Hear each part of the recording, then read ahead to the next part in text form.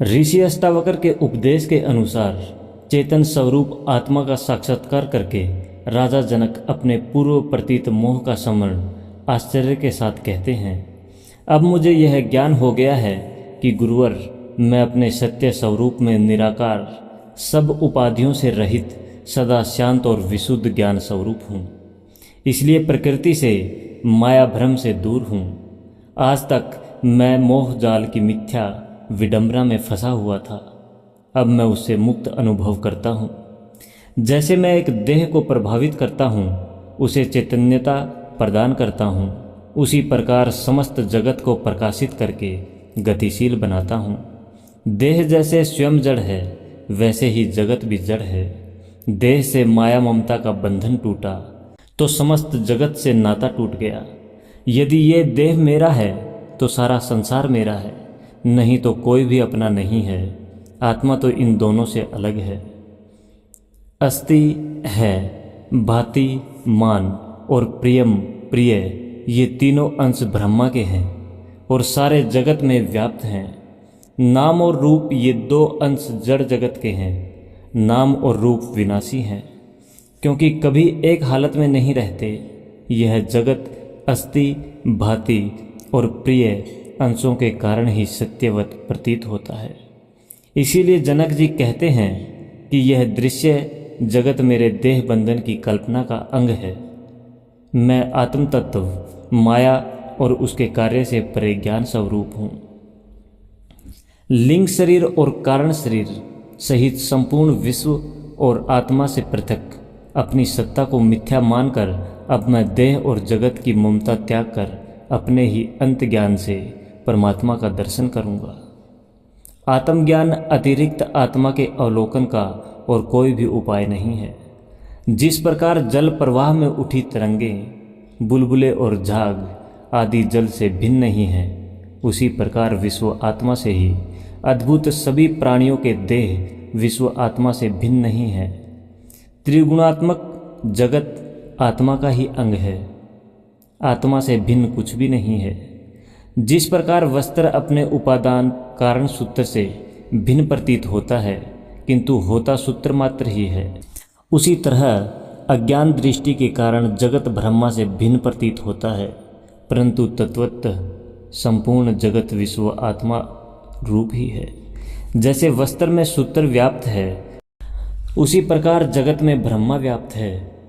जैसे इक्स गन्ने में रस और शर्करा व्याप्त है और शर्करा में रस और गन्ना व्याप्त है, वैसे ही विश्व आत्मा में समस्त विश्व और समस्त विश्व में विश्वात्मा व्याप्त है। इस प्रकार सब मुझ में और मैं सब में नित्य व्याप्त हूँ। आत्मा के स्वरूप का ज्ञान न होने से ही जगत की भिन्न प्रतीति होती है। यह प्रतीति उसी प्रकार मिथ्या है जैसे अंधकार में पड़ी रस्सी में सांप की प्रतीति होती है। ज्ञान दीपक का प्रकाश होते ही पता लग जाता है कि वह प्रतीति मिथ्या थी। प्रकाश मेरा आत्मा का निज रूप है, स्वाभाविक रूप है। उस प्रकाश से भिन्न आत्मा नहीं, आत्म चैतन्य ही सब जगत का प्रकाश है। आत्मा के प्रकाशित होने से अर्थात आत्मा के स्वरूप ज्ञान से सब भ्रम स्वयं मिट जाते हैं। जगत की प्रतीति कराने वाला मिथ्या तत्व नष्ट हो जाता है। चेतन दो प्रकार का होता है, सामान्य और विशेष। सामान्य चेतन अज्ञान विरोधी नहीं, वरन स्वतः विद्यमान रहकर उसका साधक है, किंतु विशेष चैतन्य अज्ञान का विरोधी है। इससे चेतन का उदय ही संभव नहीं, यह चेतन ही विशेष चैतन्य बनकर प्रकाशित होता है। जब तक आत्मज्ञान नहीं होता तभी तक विश्व ब्रह्मा से भिन्न प्रतीत होता है। यह प्रतीति वैसी ही मिथ्या है जैसे सीपी में रजत की प्रतीति, रस्सी में सर्प की प्रतीति और मरुभूमि में सूर्य किरणों से जल की प्रतीति। ये सब अज्ञान कल्पित आभास हैं। आत्मा के स्वरूप प्रकाश से ही जगत प्रकाशमान हो रहा था, स्वतः जगत मिथ्या है। यह माया आच्छादित, माया रहित विश्व विश्वात्मा की मेरी ही अभिव्यक्ति है, जो अंततः उसी में मुझ में ही लय हो जाएगा।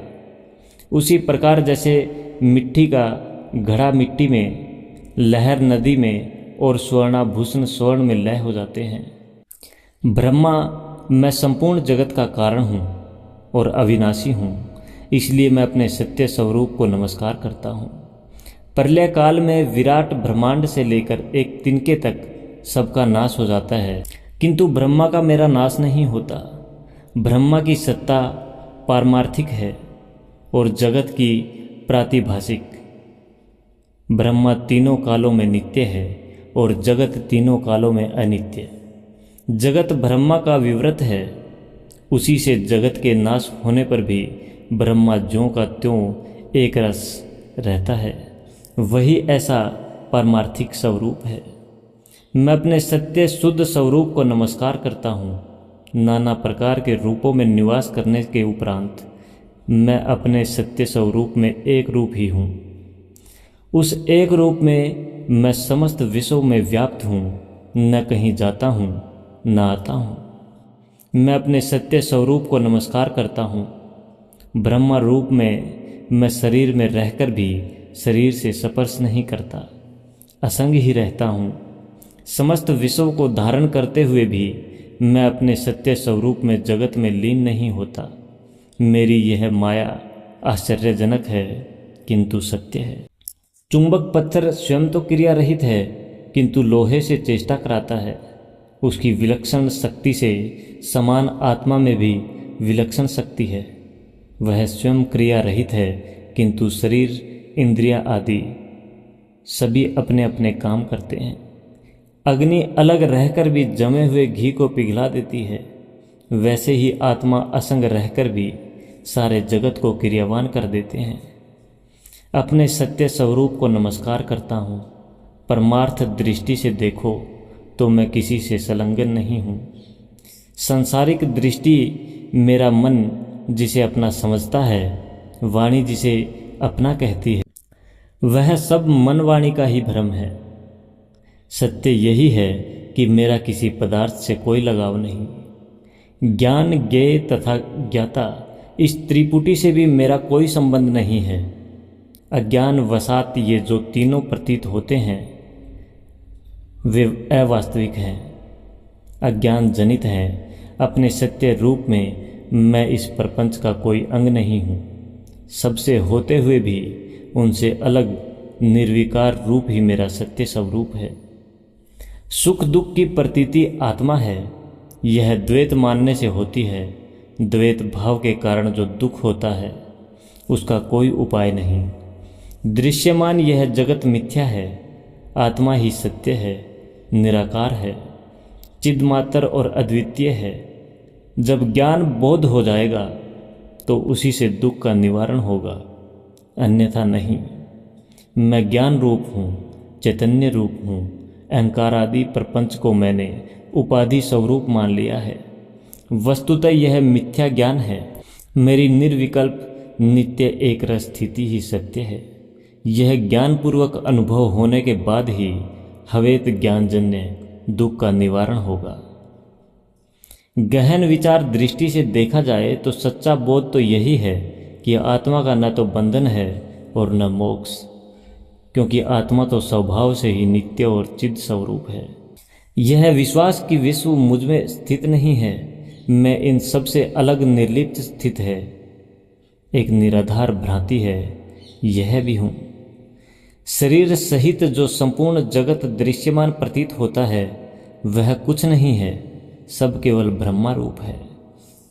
आत्मा माया रूपी मल से सर्वथा रहित निर्मल चिद स्वरूप है। जैसे अंधकारवश रज्जु में सर्प की कल्पना हो जाती है, वैसे ही ब्रह्मा में द्वैत प्रपंच की केवल अज्ञानवश कल्पना हो जाती है। जनक जी आगे कहते हैं कि शरीर, स्वर्ग, नरक, बंधन, मोक्ष, भय आदि सब कल्पना मात्र हैं, इनमें कुछ भी वास्तविक नहीं है। ब्रह्मा के सत्य स्वरूप को जानने वाले ब्रह्मज्ञानी के लिए इन दृश्यमान या कल्पनात्मक नाना रूप पदार्थों या स्थितियों का कोई भी अस्तित्व नहीं है। मैं जन समूह में रहता हूँ, किंतु मुझे यह एक सघन वन सा ही प्रतीत होता है। इसमें भी अनेकता दिखाई नहीं देती। ऐसी स्थिति में यह मिथ्याभूत संसार में कैसे प्रीति कर सकता हूँ? अज्ञानी ही मिथ्या पदार्थों से प्रीति करते हैं। यही ज्ञानी और अज्ञानी का भेद है। न मैं देह हूँ न ही देही हूँ, न मैं चित्त हूँ न जीव हूँ, फिर भी जीवन की इच्छा होती है। यही बंधन का कारण है। जीने की इच्छा के कारण ही उसे कर्म बंधन निभाना पड़ता है। सच्चिदानंद स्वरूप आत्मा के वास्तविक स्वरूप का ज्ञान हो जाने पर जीवन में मोह नहीं रहता। जीने मरने की इच्छा आदि अंतकाल के धर्म है। असंग चैतन्य स्वरूप आत्मा के नहीं। जब आत्मा के सच्चे स्वरूप का ज्ञान होता है तब वह कह उठता है, मैं चैतन्य स्वरूप महासमुद्र हूँ। मुझ में ही ब्रह्मांड रूपी तरंगे उत्पन्न होती हैं। जिस प्रकार तरंगे समुद्र से भिन्न नहीं होती, ऐसे ही ब्रह्मांड मुझसे भिन्न नहीं है। मेरे संकल्प विकलात्मक ज्ञान रूप वायु के शांत होने पर जीव रूपी वणिक की भाग्य रूपी नौका भी शांत हो जाती है। उसके शांत या समाप्त होने पर संसार समुद्र की सब नौकाओं की भी गति भी रुक जाती है। जब मन रूपी पवन नहीं रहता तो नौकाओं में भी गति भला कैसे होगी? जनक जी कहते हैं कि आश्चर्य है, मेरे निर्विकल्प चैतन्य समुद्र में जीव रूपी तरंगे क्यों पैदा होती हैं? ये तरंगे उठती हैं पर सवर टकराती हैं, खेलती हैं और अंत में मुझ में ही खो जाती हैं। यही ब्रह्म ज्ञान है।